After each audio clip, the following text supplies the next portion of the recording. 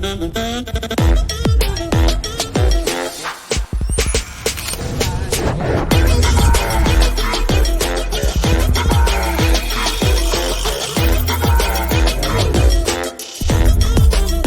share with you experiences, stories, and inspiration to continue our mission to help others through movement and wellness. And I can't wait to continue exploring the impact you have in this world at Optima 2022. You're listening to the NASM-CPT Podcast with Richey, winner of the Share Care Emmy Award for Social Storytelling and the official podcast of the National Academy of Sports Medicine.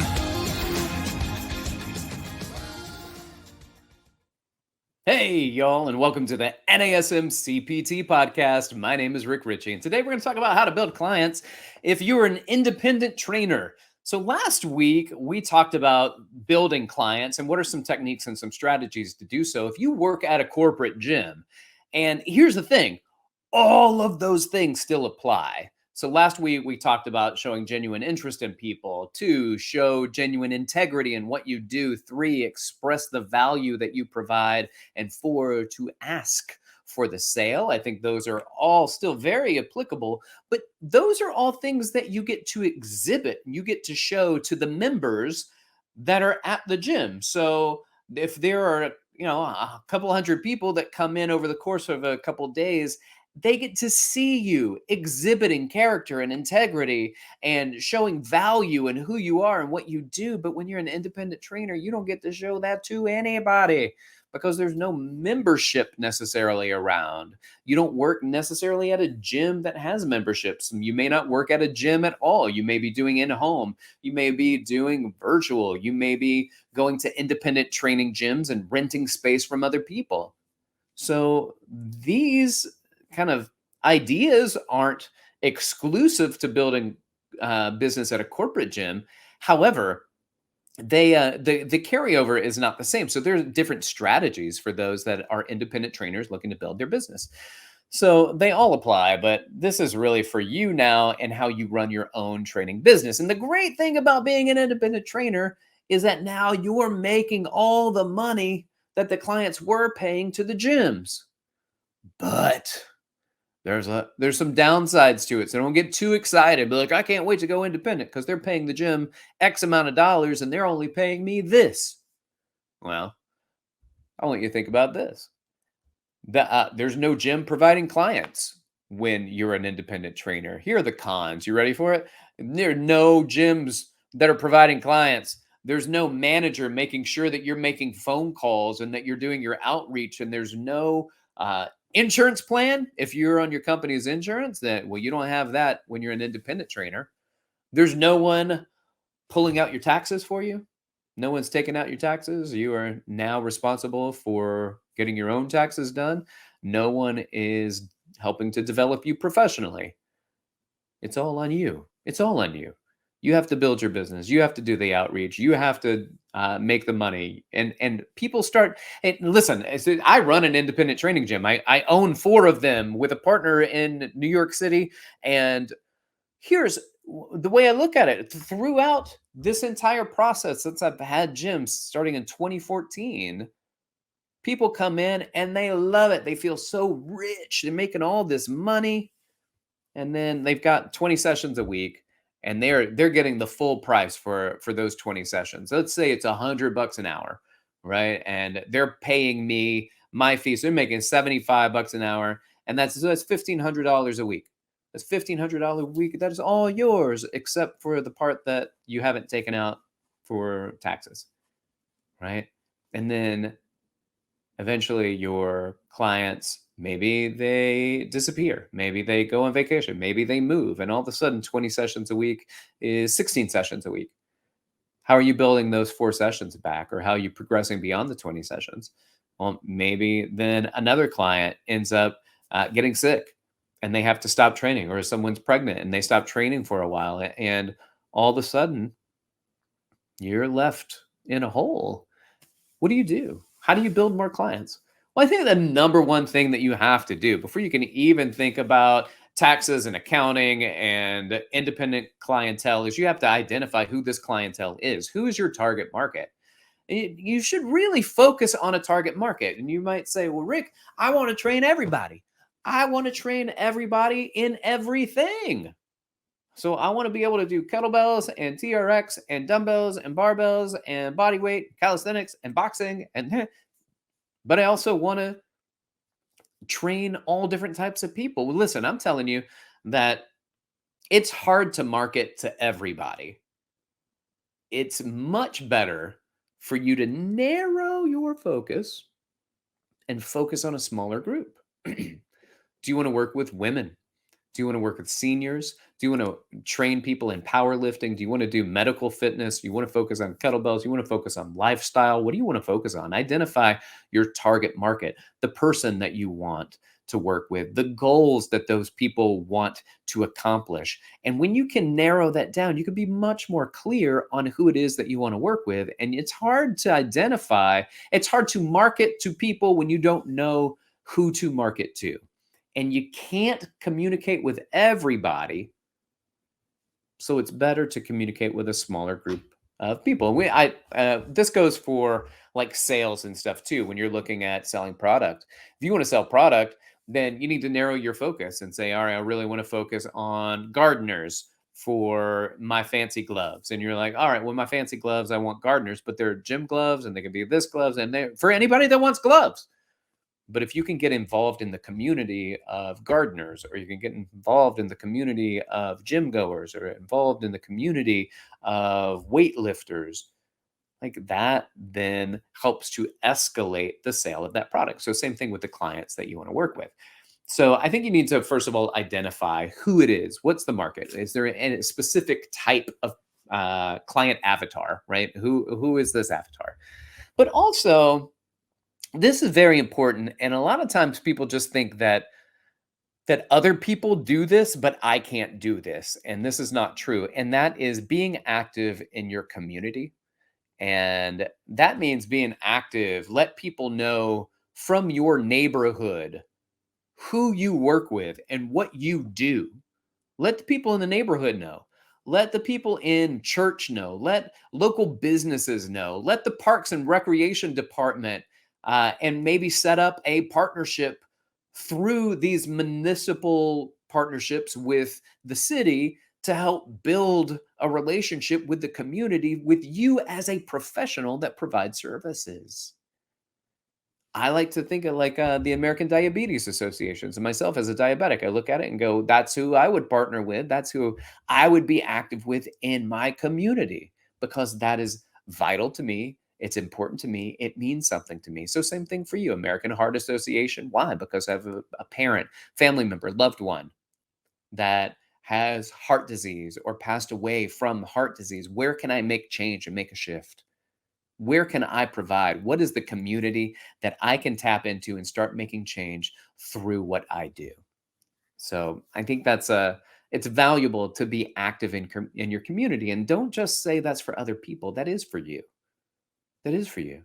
So create a resume, make phone calls, do outreach. Don't be afraid to talk to people, and not about you necessarily, but about what you can do for them, what they get out of it, and participate. Some of it might be complimentary, and that's fine, because the more that you have in your social media showing that you're working with these companies and these groups, and you're setting up at some of these places, for instance, that are pretty sedentary businesses in the city that you're in, and you say, can I come in and do a lunch and learn about physical activity, about sedentary behaviors, about movement, about exercise, about getting your heart rate up, about how to better use your wearables to hit and track goals.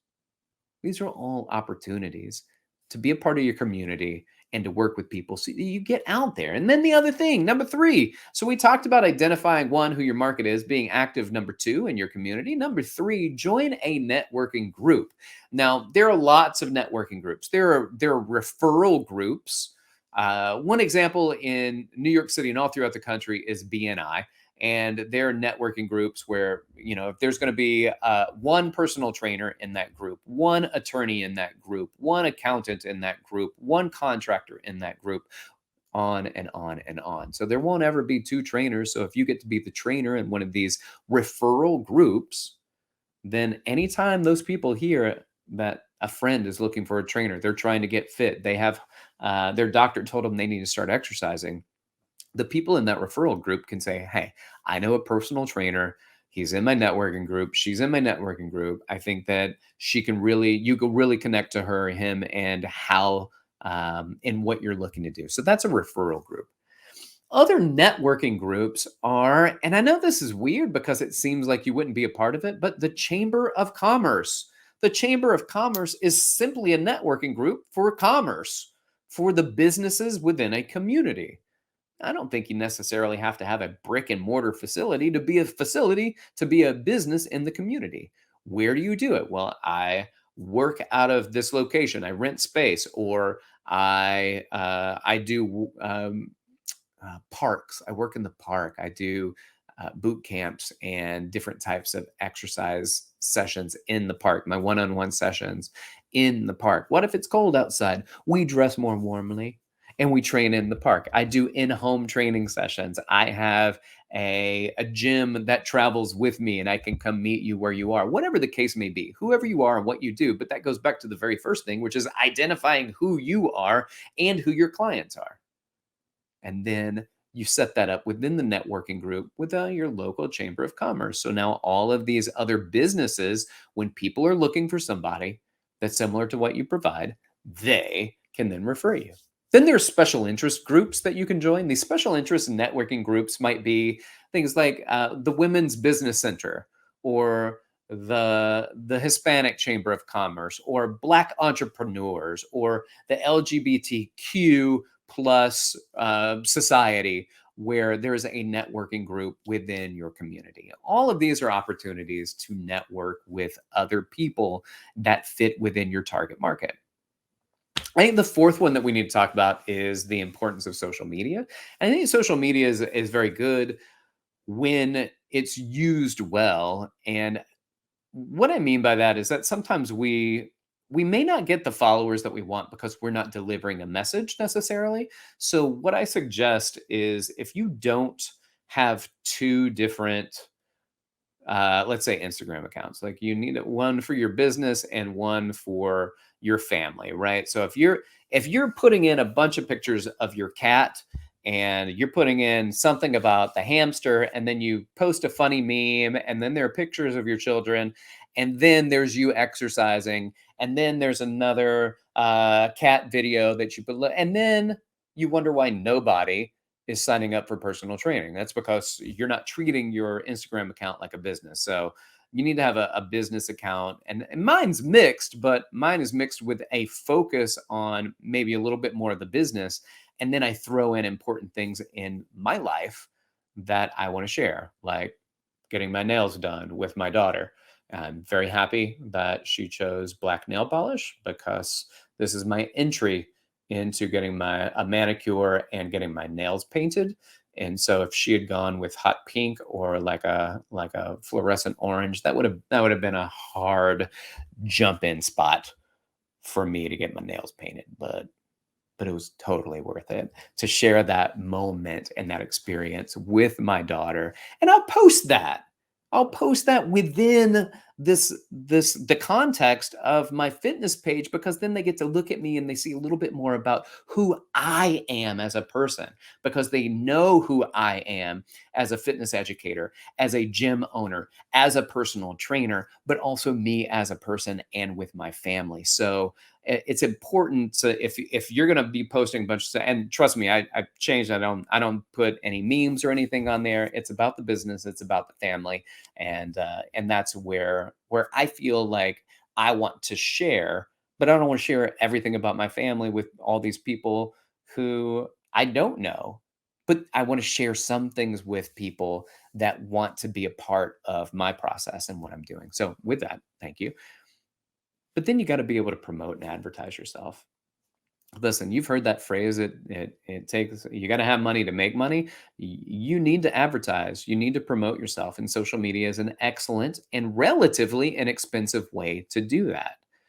So using your social media account to create an outreach, a promotional campaign to let people in your area that are geo-targeted, that are interested in some of the uh, um, I don't know, the interest groups that you're a part of, that you can network to, that feels like, oh, okay, those people that are interested in exercise, those people who are actually interested in gyms, those people who are interested in fitness, all of those can be directly marketed to.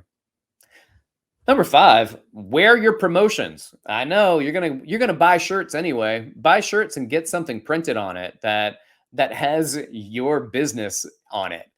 Your shirt, your hats, car stickers, something, everything, all the above, to let people know that you're in fitness, that you're a trainer. Because when you wear that shirt, you might be at Starbucks, or you might, who knows, you might be at Little Caesars. None of it matters. They see you wearing that, and they're like, "Oh, you're a trainer in Little Caesars," and you're like, "I am a trainer, and I am Little Caesars because I like some piece of pizza." But if you're looking to get fit, then I'm more than happy to help you work on your movement. We're not demonizing food, but we are promoting movement and a healthy lifestyle. And I think a healthy lifestyle does include taking time to enjoy food and not always trying to demonize things. So I can pick up clients at a pizza joint, pick up clients while walking in the park, doing your exercise in the park. They see that you're a trainer. They see that on your shirt. It says, maybe it says trainer, just straight up says trainer, trainer. People ask questions. That's free. People ask questions. And if people start asking questions, that's going to mean a lot. A few years ago, when I was living in Atlanta, I lived in Atlanta 2 years, 99 and the year 2000.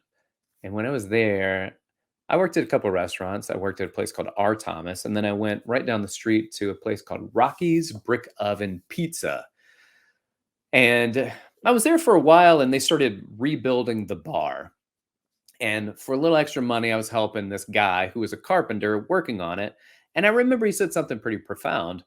He said, "If you don't have your own equipment, you are not a business owner." He goes, "The person that owns the equipment is the one that can hire the people, because the other people don't have the equipment to do the job." And I was like, man, that's pretty deep. And then I think about that when it comes to fitness. Like, if you don't have your own tools, you don't have your own business. Unless you're renting space, like people rent the gym from me. I provide the gym equipment, but I'm talking about if you're going in home, or you're doing stuff out in the park, or you're traveling to meet people to do training, you have got to have the equipment.